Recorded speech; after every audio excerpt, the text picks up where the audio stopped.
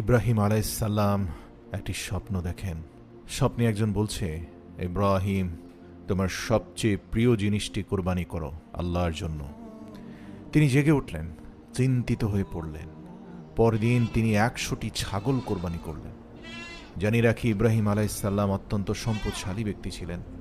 দ্বিতীয় রাত আবারও স্বপ্ন দেখেন, ইব্রাহিম, তোমার সবচেয়ে প্রিয় জিনিস তুমি কোরবানি করো।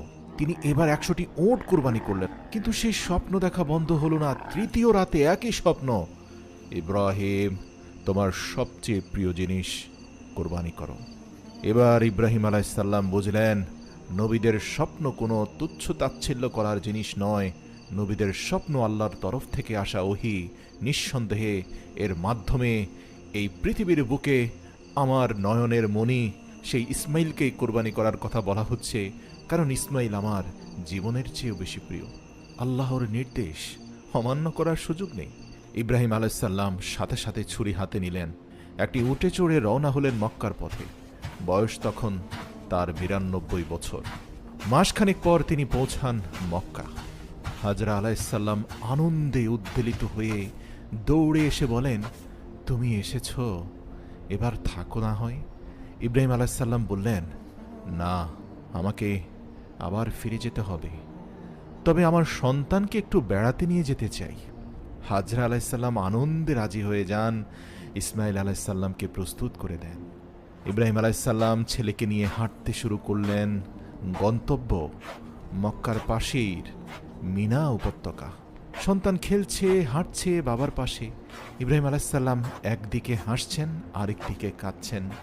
হাসছেন যখনই দেখেন শিশু ইসমাইল খেলাধুলা করছে আনন্দে আত্মহারা বাবাকে পেয়ে, আর কাঁদছেন তার উদ্দেশ্যের কথা ভেবে।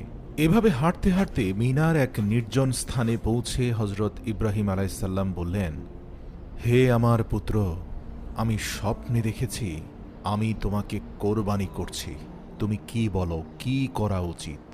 ইসমাইল আলাইহিসসালাম বললেন, আব্বাজান, আপনি যা আদেশ পেয়েছেন তাই করুন। ইনশাআল্লাহ আপনি আমাকে ধৈর্যশীলদের একজন হিসাবে পাবেন। আল কোরআন। ইসমাইল আলাইহিসসালাম আরও বলেন, আমাকে শক্ত করে বেঁধে দিন, যাতে কোরবানির সময় আমি নড়ে না যাই।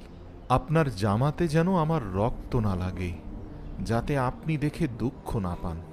আমাকে মাটির দিকে মুখ করে শুইয়ে দিন, যাতে আমার মুখ না দেখেন।